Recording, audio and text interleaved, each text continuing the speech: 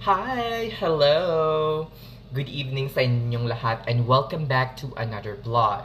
Now, sa mga nagre-request about the healthcare insurance vlog, hopefully I will be able to upload it maybe in the coming days, 2 or 3 days. Ini-edit ko lang siya. Hopefully maintindihan nyo as in in-explain ko lang kung ano yung alam ko at kung ano yung sa tingin ko ay kailangan ninyong malaman. Charis! Ayan, let's go to like, for example, you are a green card holder. Nakita nyo naman sa title ng video na to. For example, green card holder kayo and magpapakasal kayo sa jowa ninyo na nasa Pinas. Okay? Mabilis ba yung proseso? Mabilis ba siya? Definitely hindi. Kasi, ibang-iba talaga yung dadalhin mo yung asawa mo dito na ano ka na, US citizen ka na, rather than green card holder ka pa lang. Kasi pag dinala mo dito yung asawa mo na US citizen ka na, wala nang waiting list. Hindi na yan magpa-priority date, mga ganyan-ganyan. Pero kapag nagpakasal ka at green card holder ka pa, madadala mo pa rin dito yung asawa mo. Kaso, iba na yung proseso. He or she has to follow priority date. So, ganito ang magiging proseso niyan, mga inday. For example, magpapakasal kayo, eme-eme, and then magke-kemerot. Charis, joke lang yun. Ayun, nagkasal na kayo. So, green card holder ka pa lang. Ang mangyayari, mga inday, is you have to file a petition. You have to look for a lawyer who will file the petition in the USCIS. Anong visa category? It is F2A, I think, if I'm not mistaken. It is a family-based petition. Okay.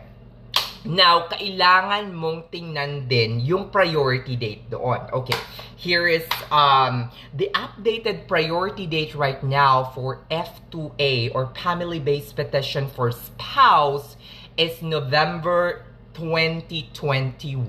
Ayan, tumalsak yung laway ko dahil. Ayan, F2A1, ganyan, F2A1, November 2021. So, kung titingnan nyo, it is parang 1 year behind rather than the employment-based category, di ba? So, slightly behind siya. So, kung siguro yung waiting time is 2 to 3 years for mga employment-based category, ang magiging waiting time nito ay aabot ng mga 3 to 4 years, ganun, di ba? Day, nakakaloka! So, kung malapit na kayong maging US citizen, kunyari, mga 4 or 3 years na, mga 2 years or 1 year na lang is US citizen na kayo, wag nyo nang i-file, antayin nyo nang maging US citizen kayo kasi walang waiting list, walang priority date, eme-eme. Kapag ang ipipetition ninyo ay US citizen kayo, tapos ang ipipetition nyo isang non-immigrant. Makakarating sila dito as green card holder. Ang tanong, kapag diniborsyohan nyo ba sila,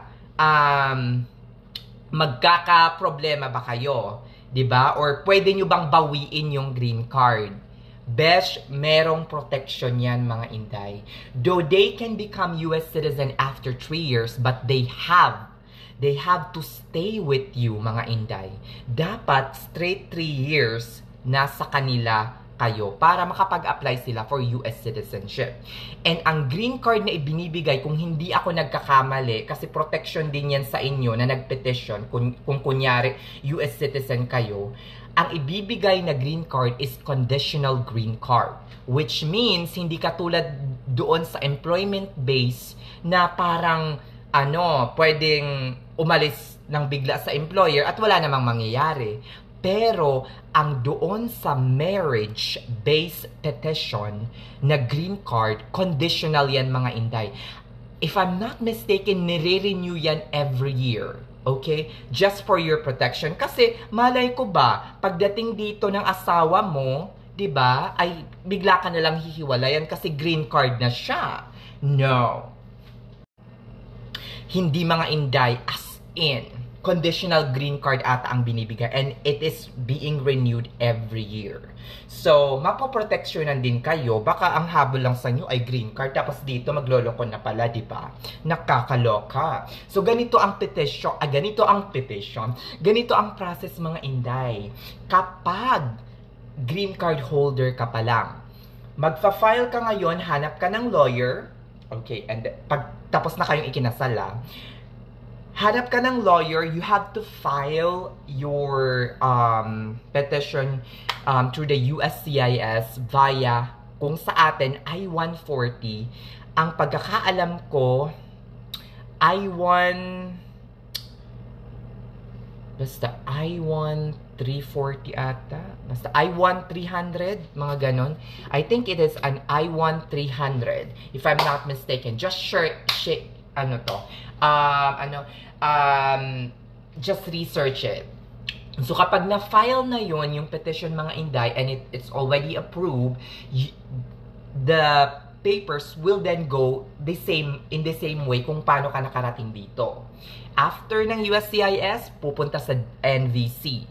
After ng NVC, babayaran yung fee bill kung dumating na yung fee bill, and then after that, he or she will become documentarily qualified.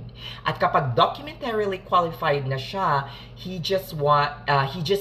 or she just need to wait for like the priority date to be current for the family-based petition category, which is for spouse, it is F2A, if I'm not mistaken. F2A. Sa atin, EB3, immigrant visa. At ayun, kapag na-approve na yon, ayun, pupunta na dito sa, after ma-approve, maging case ready, syempre mag-interview sa US Embassy. Pag na-release yung visa, pupunta na dito sa Amerika at magiging green card holder na siya. Mayroon ka bang protection? Meron. Kasi, ang green card na ibibigay is conditional green card. Kagaya rin ng binibigay sa mga spouse ng mga US citizen na pumupunta dito. Diba? Hindi yan basta-basta mga Inday. Pwede mong ipabawi yung green card. Mag-file ka ng parang scam or something na na-scam ka nitong lalaking ito at green card lang ang inano sa'yo, diba? Pwede mong ipabawi yan mga Inday. As in, nakakaloka. And hindi sila makakapag-apply for US citizenship after 3 years kung ang green card na nakuha nila through you, through your help, hindi sila nagstay sa'yo for straight 3 years. So kung ako sa kanila, makikisama ako ng bonggang-bongga for straight 3 years. And then after that, pag US citizen na ako, hindi na pwedeng bawiin pa. Goodbye! Hanap na ako ng ibang apam. Charis, joke lang yon. Sige na mga Inday. Tama na tong kwentuhan na to at kakain na ako. Bye-bye! Abangan nyo yung health insurance emekod. Yung mga upcoming vlogs ko. Okay? Babush na. Sige na, babush na, day. Bye! Ayan, binalikan ko kayo mga Inday. I-130 pala. I-130. Take note of that. Sige na, babush na.